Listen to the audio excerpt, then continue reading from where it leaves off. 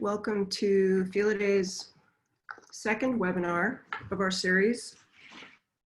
And today we're going to be talking about cheetahs in Tsavo with Cherie Schroff. My name is Zara McDonald, and I'm the president of Felidae Fund. We are really excited to have Cherie with us today. And I want to give you a little background and just some more information before Cherie gets started on why cheetahs are so important in Tsavo.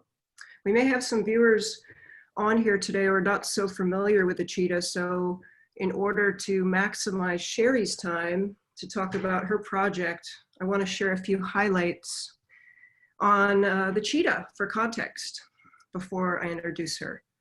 So, the cheetah is an interesting animal that actually shares a common ancestor with the puma and the jaguarundi. So this has been determined through multiple molecular genetic studies that have determined this, and the same studies also found that it diverged about 6 to 8 million years ago, and most likely in North America. So it's the only member of its genus, the Acinonyx. And you'll see why as we go through her talk. It's quite unique. And the cheetah is specifically declining due to the 4 causes you see here: human-wildlife conflict, misunderstanding, habitat loss, and prey decline. And Cherie's going to go more into those details. Some real quick insights here on the cheetah. Cheetahs are the fastest land mammal, so they clock near 70 miles an hour. Or if you're thinking in kilometers, about 112 kilometers an hour. And if you're a marine advocate, you can liken that to the sailfish, because they are actually the rock star of the marine world. They clock about 68, 69 miles an hour. And so when it comes to speed, the cheetahs actually can only sustain that speed for short bursts while they're hunting. So a few hundred meters.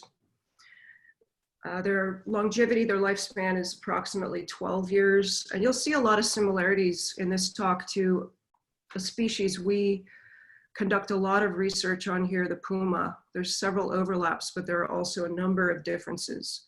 The lifespan is approximately the same, and the median age is usually around 8 years old. They are diurnal, so that means they hunt early in the morning and late afternoon, so that's different from pumas. And cheetah males often run in coalition groups when they leave the mother, and this is generally over 50% of the males are doing this. And the reason they do this is it actually improves their hunting success rates, as well as they have better chances of holding on to territories. And so that's different from the pumas as well. The males usually have smaller home ranges than females, so anywhere from 15 to 30 square miles. And you'll see a female typically overlap into multiple males' territories. So females' ranges are larger than the males. And the territory marking that you'll see are also similar to other felid species, through the urine spray, feces, and then with cheetahs sometimes claw raking.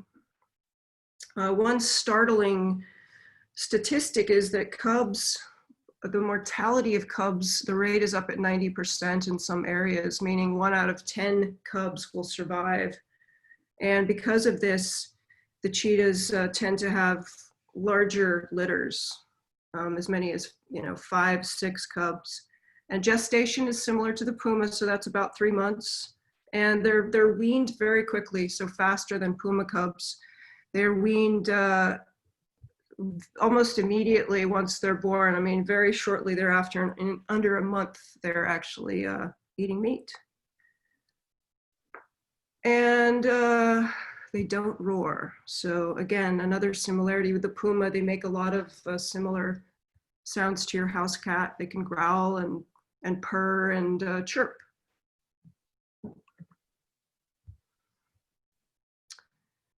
So why cheetahs matter is, this is just a quick point or a couple of points here because I want Cherie to talk more about this.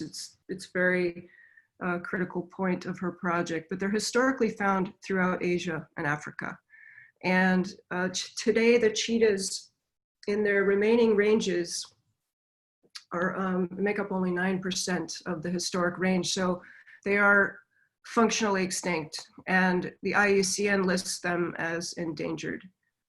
So there are currently less than 7,100 cheetahs in the wild, and 75% of those are in Namibia, considered cheetah capital of the world. And that is also where the Cheetah Conservation Fund is located as well.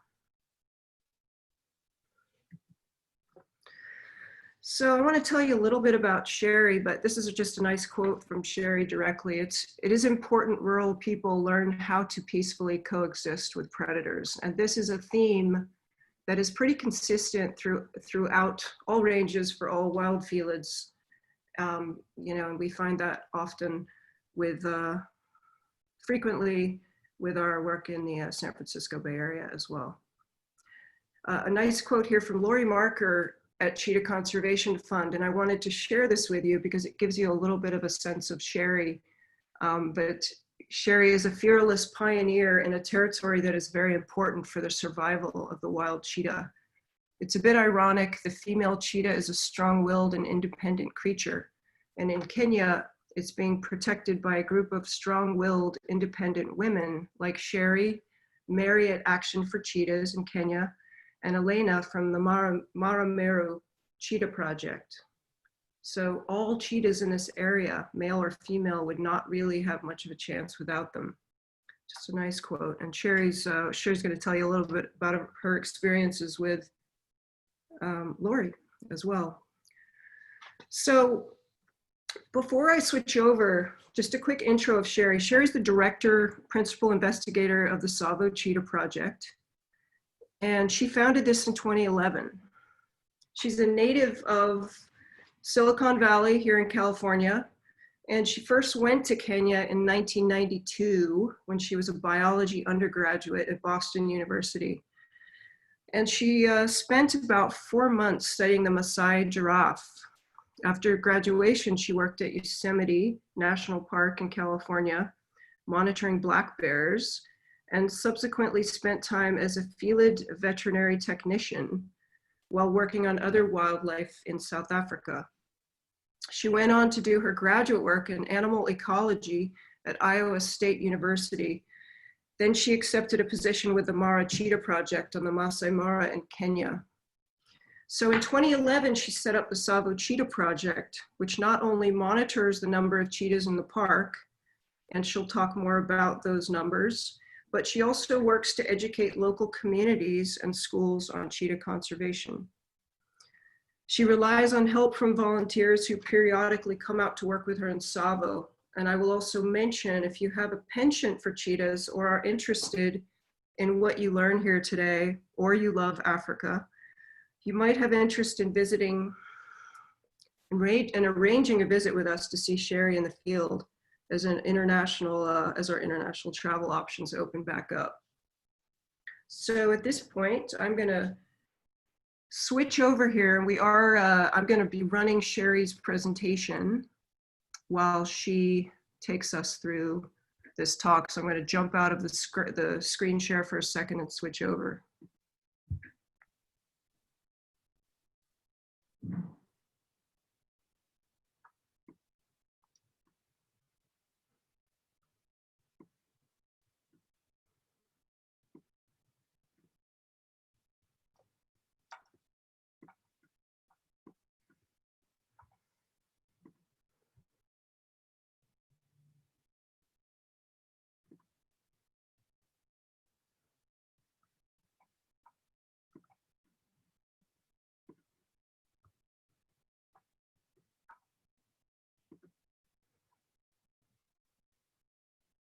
Okay.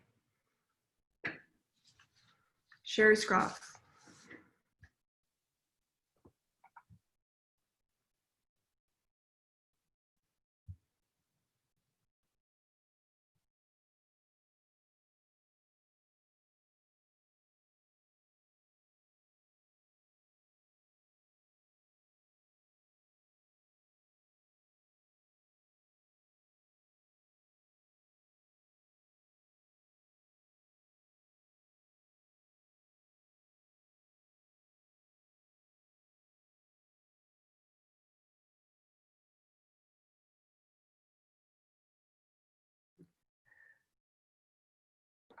Cherie, I'm not hearing you yet. Are you there?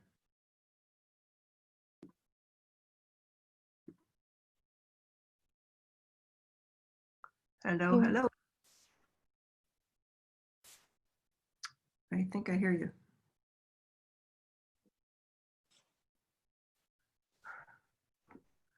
All right, bear with us for a second, please, everybody. Cherie had to call in. Her internet is not in a good bandwidth today.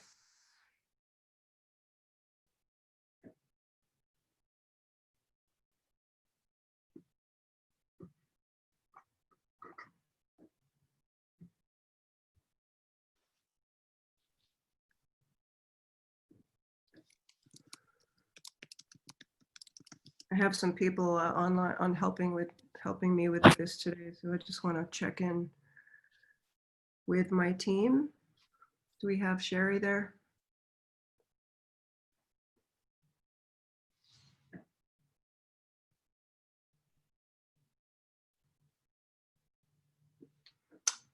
Apologies, everybody. We're dealing with tech here, and I think Cherie had internet for a bit, and she may have dropped off, so we're waiting for her to call in, and we will take. Hi, shall I put you on speaker? Great.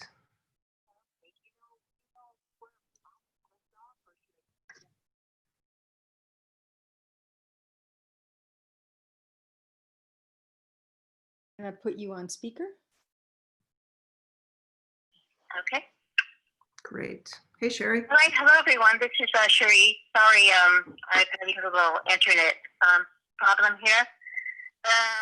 First, I wanted to thank Sarah for the nice introduction and the introduction to the cheetah.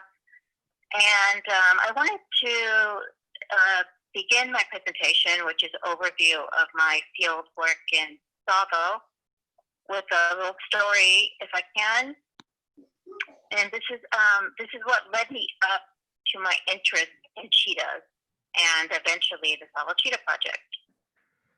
So as Sarah mentioned, I actually first came to Kenya as a young student. I had always wanted to go to Africa and live with the animals, even as a child.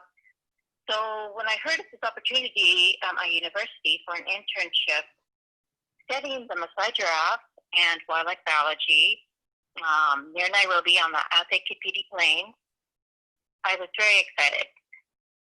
The land in which we studied on, other students and I, was actually owned by an American zoologist and his family, who were Kenyan, and they had been successful at raising 2 previous wild orphaned cubs whose mothers had been killed by herders like Shala's was. You see a slide there, and that's a picture of me as a student, and seated next to me, or lying next to me, is Shala, and she was about 7 months old there. As many of you probably already know, cheetahs are dependent on their mothers through approximately 18 months to 2 years old to teach them how to hunt. And they cannot survive without being taught by their mothers how to hunt in the wild. However, this family's land was over 20,000 acres of natural cheetah habitat, so Shala and the cheetahs before her could run free and sometimes interacted with wild cheetahs, and even successfully made a few kills. So during any free time on this internship, I would visit the family, and I had asked the man, who was the zoologist, if he could teach me more about the cheetah and Shala, her background and everything, and I really know very little at that point. He taught me about all that they face, all that they're up against in the wild and in Kenya, and how hard they work in the wild to survive, how it is. But it was mainly through Shala that I learned most about her species. What an extraordinary nice cat that they are, and they really do not deserve the fate that they have received, even back then. So it's then that I decided that I definitely wanted to dedicate my life to doing something to protect cheetahs in the wild, and Oops, we've lost you. Cherie, we can't hear you. Let me move around a bit. There we Can you hear go. me now? Yep. Okay. It may have been your All right. hand. Did you? It sounds like your hand is on the microphone, possibly. Um. There we go. Now Do we you can hear me hear you. better now? Yep. Okay. Okay. So where are we at? Are we on 2 yet, or? Yeah, we're on the background.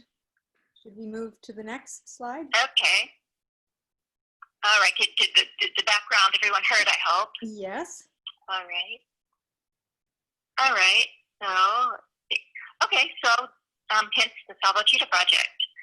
So, let's see the main goals and objectives. The main goal of the project is to conduct conservation research to protect the cheetah and conserve its larger population for the long-term survival of the species. And I'll go through just a few of the key objectives.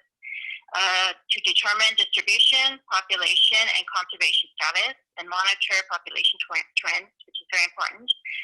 Identify specific threats to the population, and in relation with my affiliate and governing body in Kenya, such as the Kenya Wildlife Service, to develop research, community initiatives, and mitigation measures based on project sites. All right, so this next slide is the map of the greater Tsavo ecosystem. And this gives you an idea of my study area. I think that most of you, maybe some of you have been fortunate enough to visit Tsavo.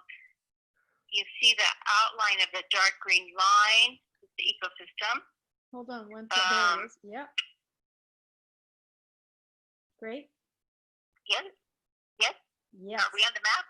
Yes. Okay. All right. So you see there, it's the Tsavo East, and that is one of my main area that I work in as for the park. So I work in Tsavo West occasionally, but I mostly rely on personnel there at this time, and tour drivers, and even tourist photos and other stakeholders, because the majority of my work is actually done Tsavo East and in between the park and the corridor between Tsavo East and Tsavo West. All the ranch land, those, if you could see those little sectional divided areas, most of that is ranch land, and a few conservancies that are popping up, fortunately. And if you see the yellow arrows pointing in both directions, they're indicative of, for large ranging species like the cheetah, and also the African wild dog and elephant, crossing through those key areas that they cross through. Else to point out on this map, if you look down by Tsavo East to the left, Tsavo West to the left, you see the Tanzania border, and that's Nikomazi National Park in Tanzania. And that's a key connecting area for the transboundary population, which is very important. All right, and now I'm on the side of the significance of Tsavo Cheetahs 1. Great. Okay, so there are two key population strongholds for cheetahs left at this point. And as Zara mentioned, number one is Namibia, followed by Botswana and Zimbabwe. And then in Eastern Africa, Kenya leads, followed by Tanzania, which has slightly lower numbers. And this is just to give you an idea of the regional important cheetah population connection. Tsavo to Nikomazi, as I mentioned on the previous map that I showed you, and Masai Mara to Serengeti population is also very important.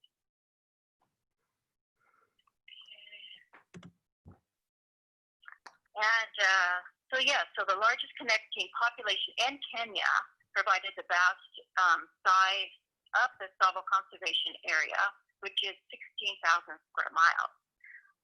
That's about the size of the country of Italy, so you can get an idea of how large that area is. And we have approximately 150 to 200 cheetahs. Tsavo has varying habitats, and it's been very difficult, of course, to identify every cheetah. And So far, the project has identified 93, me, myself, and then I get assistance, as I said, from park personnel, KWS, and other stakeholders. And we match up photos, and I have a database for the photos, one separate from those that are submitted, and one. Oh, we've lost you again, Cherie. We've lost you. Sorry? There you are. You're back. Oh, okay. All right. So I hope that you got the first section of significance of Tsavo cheetahs, at least the slides up there. Yep. Let's see, the transboundary connectivity into Tanzania and Nikomazi. Of course, we touched on that. Very significant because it results in increased genetic diversity. And some of you may know that cheetah is already lacking in genetic diversity, so they need these connecting protected areas to survive. So that's the genetic viability for the Tsavo and East African cheetah population. That is, if the cheetahs and their habitats. Oh, we lost you again. Okay. There you go. You're back. You're back. Okay. Yes. Yes. Okay. Great. Okay. So now I'm on the smaller close-up map. All right. So you can get a better idea of the study area here. Hopefully, you see Tsavo East to the right. In between, you see some names of the ranches there, and to the left is Tsavo East, and down below Tsavo West. And down below Tsavo West is, of course, Tanzania. Let's see, I wanted to point these out on laser-specific areas, but it's going to be a bit difficult because I'm doing this by phone. But yeah, I work in all those little ranches, and we get reports of human carnivore conflict, and we go in and follow up on all those. We also have built many relations and collaborations within that area because it's so important for the Tsavo cheetah's survival. Okay, and now I'm on research. All right, so the research that we are conducting is looking into cheetah distribution, movements, and dispersal patterns in the Tsavo conservation area. We're mapping all that. Trends in population and conservation status. Of course, we're investigating the threats to the cheetah population, as mentioned previously, and corroborating human-cheetah conflict because we get quite a few reports. And of course, we have to investigate those and corroborate them and then address each case. All right, so the methodology, I'll run through this quickly for sake of time. Can you still hear me, Ginger? We can still hear you. So next slide. Yeah. Okay. All right, so methodology 1. Okay, so it's informal interviews with residents and stakeholders, landowners. Camera trap deployment is very important. We use that for many aspects of the work, as you can see on the slide there. And spore tracking. Spore means track, footprints. For those of you who don't know, it's the Afrikaans word. Quickly touching these photos here. So this is the camera that we're using on the bottom left hand photo of the camera trap. As you can see, this is the model we're using. It has a security case and a python lock, and those are very difficult to cut. We have a watchman, camera watchman here in the middle of Masai on one of the ranches. He's making sure that nobody mess with the camera, no elephants try to mess with it, no baboons, no humans. To the right, of course, is for the cheetah tracks that we're measuring.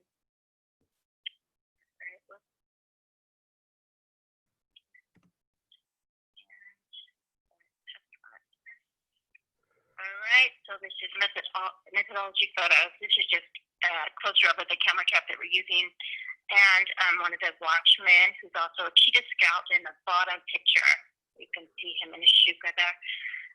And there's a small bush that we managed to put a camera on and lock it up. And it wouldn't be safe if we didn't have William, the Maasai cheetah scout, to watch this camera for us. So it's so important to raise with the people out there and build mutual trust so that we can also deploy camera traps with all the methodology. It's actually very helpful. These pythons are so strong that we have pictures and captures of different people trying to get them down, trying to cut them with their machetes and so forth, and they're very strong, so they won't come down. We only had one incident when we lost a camera, and that was due to a very bad rancher cutting the whole tree down. But that area did not have good security to begin with. So quickly to continue with the methodology. So of course we use also direct sightings when we can, and this is often aided by detecting spore, the cheetah track on the ground. And some people think that's very tedious. Some people I work with, I actually quite like it. Sighting reports from reputable tour drivers, a lot of them I become very good friends with, and also residents, other organizations, and collaborators. A lot of people have been very helpful and saying, hey, look, Cherie, here's a sighting here. And then if I see an animal they're studying or involved with, I will give them information and show them photos as well. Quickly, I left to name all the cheetahs here. This is Babu down here on the left bottom picture in Tsavo East. This is Aruba in Tsavo East. By the Aruba Dam, if some of you are familiar. And this is Valentina, the beautiful Valentina, named on Valentine's Day 2014. Okay, just to introduce my main assistant, this is Dennis. They don't have any close-up pictures of him on here. And here we are teaching him about identifying and detecting cheetah tracks in the upper photo. And then here we are after putting up a camera trap that was very difficult to put up because of the tree. It was very difficult to get in the right position and the right aim. And with people who don't know how to put up camera traps, it could be very frustrating. So we're very happy. And on the right side is the car that we use. We're hoping to get funds for a new one, so that we can actually have a pop-up booth, or just look out that way, other than standing on the seat, which is not that appropriate, but has been helpful. All right, so now we get to start. So the main threats to the Tsavo cheetahs are human-predator conflict, lack of knowledge on the species. A lot of people just burying a big vicious animal, so let's kill them. Maybe they haven't even taken a go, they just see them, so they want to kill them or hurt them, which is very unfortunate, and it's just so needless. And infrastructure development and human encroachment. Just briefly, these photos, very sadly, this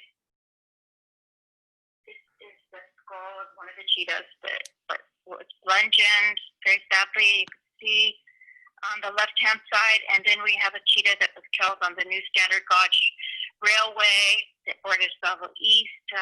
Many have been hurt and stuck and killed, and sadly, that's just the reality of infrastructure development, especially when it's not planned well.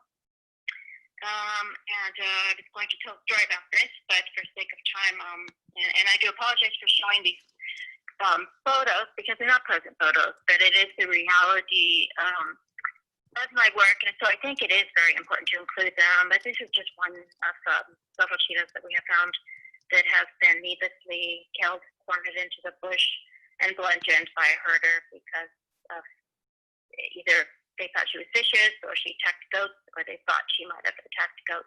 Fortunately, on this occasion, the sister of this cheetah, and this is Amna, but her sister Aisha, fortunately escaped. All right, now we're on community programs. Okay, and so of course we touched on a livestock depredation investigation. That's very important. You've got to go investigate if somebody calls you and says that either a goat has been killed, or sheep, even a cow, or something, to respond and to corroborate it. And if it is found to be incident that's not made up, sorry, an honest incident, then we provide assistance. And even with the other predators, I should mention briefly, leopards and lions, because nobody really there except for the Kenya Wildlife Service is available to do it, and we like to help them out when we can and work together. And the Cheetah Scouts program, they act as informants, and they offer us so much information on conflict, wildlife crime, presence of cheetahs throughout their networks, not even with their own tribe, MSI, but not even with their own tribe. So it's just, it's really been helpful to the project because just me, my assistant, and a couple people here and there, how could we know what's going on in this huge area the size of Italy? You know, even by going out and conducting interviews, you know, people move, there's new people coming in. You just really never know what's going on until you build these networks and have informants out there to work with you and really start to liaise with the communities.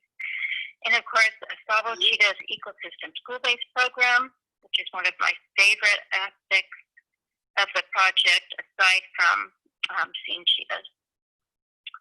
Okay, and so now I'm on community program 2. Yep. Okay, and so I'll go through the pictures quickly. This is Michael at one of the ranches and my part-time assistant, Magudu, in a cheetah shirt. They're the ones sitting down on the left-hand side. And Magudu and I were handing out some of our literature because Cheetah had just a textbook in that ranch. She's trying to build a connection with Michael, which we were successful in doing. The center is when we're giving out booklets and books at a boarding school, run by my Swiss friend that's there on the left, and a teacher that's in between there, me on the right. And on this photo on the right, you'll see Dennis, my assistant, with a young Maasai Moran. And if you see in the right-hand corner of this photo, you see all the red dust and a tractor is back there. And we had been there 1 week before the cheetah sighting, and this area was all bush. So that gives you an idea of how fast development is happening in this area, and really how tragic it is, because this is a private ranch actually owned by a very wealthy man. The one in the right, obviously the Maasai is just an employed herder on the ranch, so he could just kind of get some insight on, we were just trying to get some insight on if he had seen that cheetah. This is just briefly about the education program. Read that a bit. They've been established in 15 schools. So we teach them the differentiations between the spotted cats, which is very important, and difference in physiology as well, basic ecology of the cheetah in the Tsavo ecosystem, and the integral role that the large cats play in ecosystem sustainability. So we really try to engage them and help them try to respect the wildlife, the cheetah, and beautiful Tsavo. And of course, the role that the human beings play in healthy ecosystem because of the value of tourism. And of course, right now, it's causing a little bit of a problem there, which is pretty consistent throughout all of Africa. But usually, you know, there's a lot of tourism in that area. All right, and just a brief example on some of the handouts that we hand out to all these communities, homesteads, school children. We have several more, actually. We have differentiation sheets of the cheetah and leopard, which are very, very important when you go in to verify incident. We like to hide the name of the Duma, hide the name of the Chewie, which is cheetah and leopard, and have them guess. Just point the picture, which one? Was it this one or this one? And often you get, you know the right answer right there when they just point. So also on the differentiation of the tracks of the cheetah and the leopard, and we have a track sheet of all the predators that we offer you. And the center here is one of our posters that's mainly used for school children, and it's on the top. The picture was done by one of our students. And that's just something that they receive and they get to hang up when we start establishing the program in their specific school. And the children really like that. The teachers like it. And we leave our contacts. And so the whole community, the families of the children, everyone can get involved. All right. Okay, and just a few pictures of the school program of a few schools. Few schools of the 15 that we have right there. High school on the bottom left, and then a couple of the primary schools. All right, so collaboration's one. The project has liaised with IFAL Tenboma, KWS Community Conservation, and the KWS investigative unit for investigations and legal enforcement in cases of retaliatory cheetah killings and other predators, I should mention as well, and other cheetah and predator-related wildlife crime. And these individuals and groups have been very helpful to us because often it feels like a weight on your shoulder if you're in this alone. Okay, and so let's see. Last year, I was very fortunate to receive a grant from the National Geographic Society, and this is funding for conservancy training and collaborations for cheetah conservation. And so, yes, we're equipping rangers on ground who are already on ground with Wi-Fi, GPS-enabled cameras, and providing them with training and collaborative cheetah research. So there are eyes in their conservancy, so we're training them to do that while encouraging wildlife conservancy transformation, which is from ranch to conservancy transformation, and promoting the tourism in their conservancy. And then here's just a couple photos of some of the rangers at Tiger Ranch there on the left, and on the right, this is collaboration 3 slides, sorry. So the rangers on the left are Kaita, and to the right, Elvis, the lead ranger in Lumo Conservancy, and me. And another photo of the guys from Lumo. Elvis again holding the cameras not in the box, and a different Dennis holding one of the boxes of the cameras that they were the first ones to have them distributed to. And there I am, tired from a hard day, and car working boy, which is the major town that they're around, holding the National Geographic sign. My assistant's not very good taking pictures, and it's blurry, so pardon there. And here's our full Lumo Conservancy team. Besides Dennis, but we already have a picture of him in that picture. We have Malima, Elvis, Anthony, and Dontella, and that's in the beautiful Lumo Conservancy. And of course, I want to point out the women, because they're actually the only women in our study area who are rangers. They're part of these programs. And of course, I wanted to give them the opportunity for this work, and they were very eager to get involved. I always like to give women opportunity when I can. So again, this is Malima on the left holding her camera, and this is Dontella on the right holding her camera when they first received theirs. Okay, so we're on collaboration 7.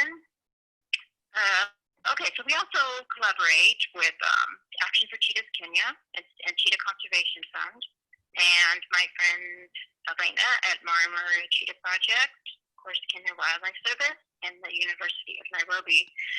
And we're doing a national scat collection study. The DNA analysis is at TCF Namibia, and the dietary analysis is at the Forensic Laboratory in Nairobi, the Kenya Wildlife Service Laboratory. And this is Hasa here demonstrating how it's done. So my cheetah scouts, this is the upper photo on the last slide. The guy with the cheetah shirt, my project shirt, that's Simon, my first cheetah scout. And next to him is his uncle William, my second cheetah. Behind them is the SGR Railway. And the Manada, where they live, this is Baraka. He and his brother Babu stay in that area, so I thought I would include him there too. So before we get to Christine, of course I want to say Ate Sana, which means thank you, and Swahili. Thank you very much for listening to my talk. I'm sorry I kind of ran through it quickly, but we ran through it before and I was way over, so I wanted to make sure I got all this in and that we can get some questions to you. If you would like to reach out to me personally, my email address is there. If you want to get involved in the project in any way, or if you want to, if you're able to assist us, that's great. You can all reach out to Felidae as well. So, okay, Zara, I'm handing it over to you. Great, thanks, Cherie. I think you cut out quite a bit at the end, and I just want to make sure that people heard what you were saying at the very end, because you came in and out. Okay, I'm sorry. Just the last couple of slides, it was, you were a bit in and out, but I'm hoping most people heard. And I have Courtney and Ginger and Kat who are both, they're all looking at the Q&A. So maybe you guys can join in here. Yeah, I'm here, Ginger. We have a few good questions going.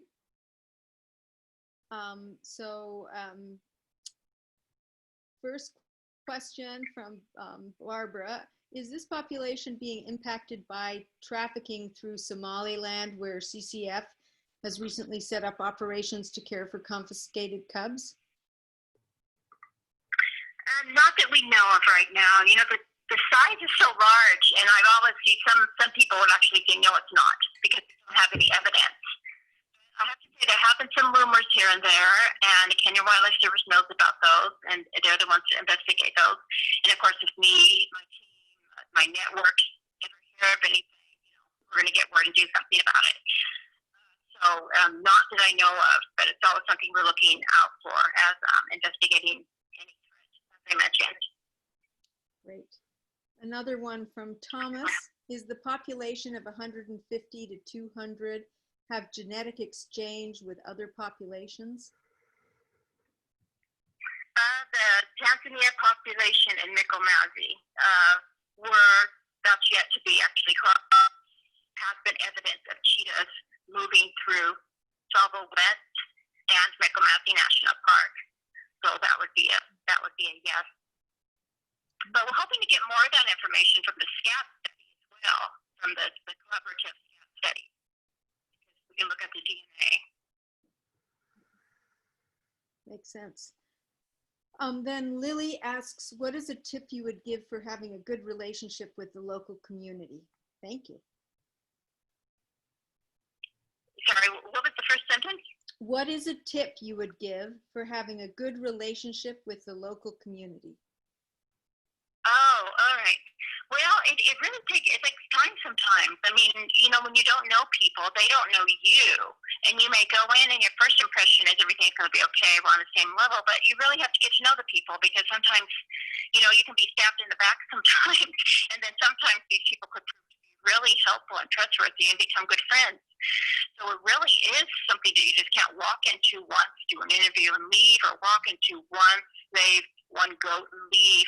You really have to, you know, meet with them on a certain basis per year and get to know them. And, you know, of course, I'm with Kenyans as well. I just don't go there alone. But I want them to have trust in me, and I want to trust them too. So it's relation and how we can help each other. And, you know, we're all here to help. So yeah, it's just not walking away, I would say. We just have to really form a relationship with the people. Thank you. Another one from Barbara. She's heard there's a big problem with locusts right now. Do the risks reduce biomass and prey? That is the risk, the reduction of biomass and prey.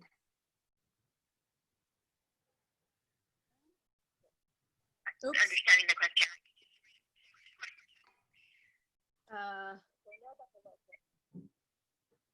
Sorry, we'll just address the locusts and how it might be affecting prey species for the cheetah. We can't hear you again. Cherie, we can't hear you. Okay. Can you hear me now? Nope. Not yet. No. Yeah. Oh, now we can. Ginger? Yep, now we can hear you. Wait. Okay. You know, I've heard that briefly. I haven't looked that into it. Sorry, because I'm in a problem in the Tsavo area right now. Okay, so there hasn't been a but a yeah, it makes perfect sense. Yeah. I think I read something about that, but I was too busy with other stuff because it's not in Tsavo at this time. Yeah, and I'm aware that in northern Kenya there's been quite a bad problem with locusts. Northern Kenya is a home to a lot of the rhinos, and it's definitely having an impact on the landscape. Though I think the recent rains have helped. We can't hear you again, Cherie. Nope. Nope. See, still can't. Nope. You all may think that Cherie's in Tsavo, but she's actually not. she's stateside, but there was a question that came in, Cherie, about when you're going back to Tsavo. Yeah, when are you going back to Tsavo? As soon as as soon as as soon as I can. As soon as I can. With the pandemic, as soon as I can. Okay. That's all I can say at this point. And the main causes of the 90% cub mortality, is it lions? It's from Bill. You know, that's and that's I have to say that's it's so different in each area, and that's what people, my friends from the Mara, people from different areas. It's so different, really. There's not a big problem in Tsavo. A lot of cubs in Tsavo survive to adulthood. We don't have a lot of competition with lions and cheetahs in Tsavo because it's such a large area with lots of different game species, varying habitats and cover. So in those areas where it is 90%, yes, I think a large percentage is the lions and the hyenas. Yeah. Yeah, exactly. Yeah. More in Namibia. Another question. Namibia don't have any lions. Go ahead. Another question from Steve. Are you sending the scat and any other genetic samples to CCF for processing, or is there in-country laboratory capability? The person at the lab, at the KWS Forensic Laboratory, they're sending the scat. We submit it to them, and they send it. Okay.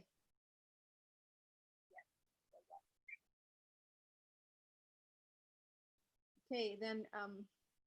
We have a few more questions. Yeah, just a couple more. Sorry, you want to go ahead? No, I just want to, no, you please keep going. Okay, what percentage of Tsavo farmers do you feel like you have positively impacted? Okay, we can't hear you. They're building on. Sorry? Sorry, can you hear me? Yeah, you can hear me? Now we can. Okay.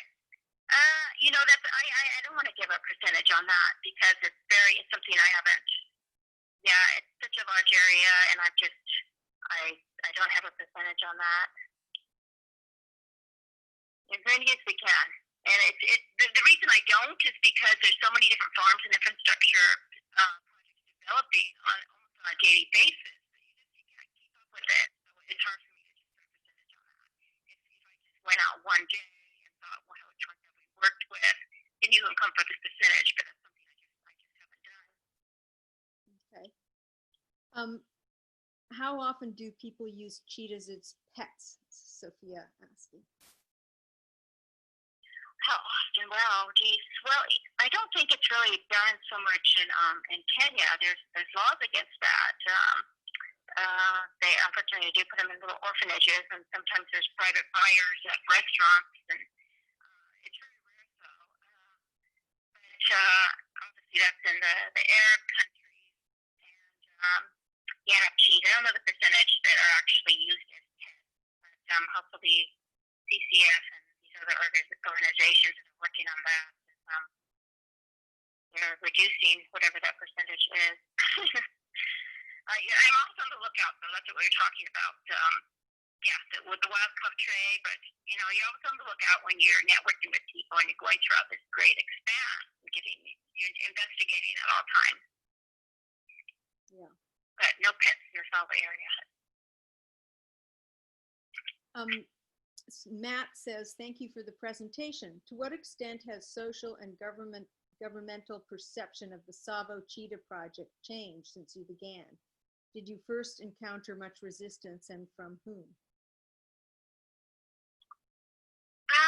Let's see.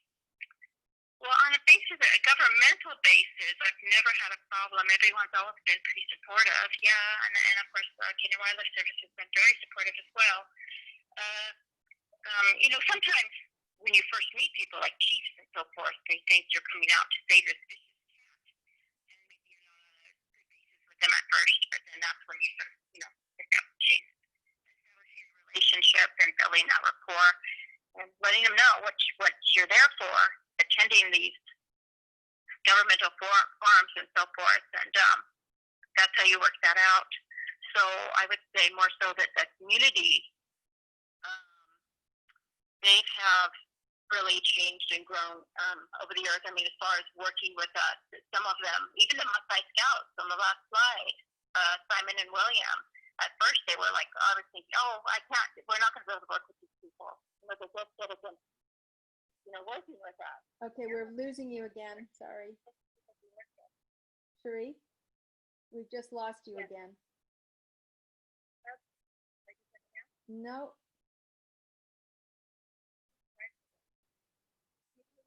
Nope, we still can't hear you. She's apologizing profusely, by the way. Are you there? Yes. Yeah, no, we can't quite hear you.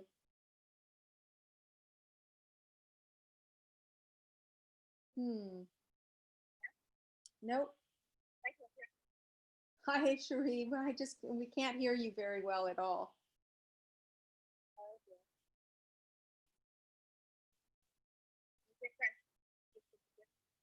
No, nothing. I can barely hear you.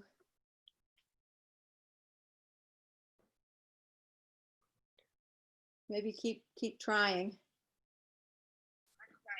Okay. What? Nope, not yet. All right, well, We have one more question, which is how to deal with hunters. right. How can you deal with hunters? If you tell me, I can pass it along.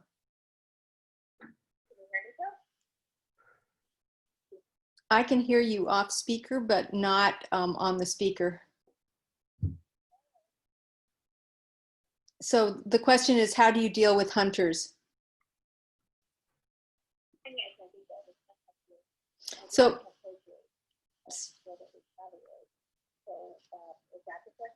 So in Kenya, hunting is not allowed. So she doesn't actually deal with hunters, but the big cheetahs get shot and killed in retaliatory killings when the farmers, the ranchers, think that the cheetah has taken some of their livestock. And my understanding is very often the cheetah is not the culprit, but very often the cheetah gets blamed. Is that right, Cherie? So, okay, so that.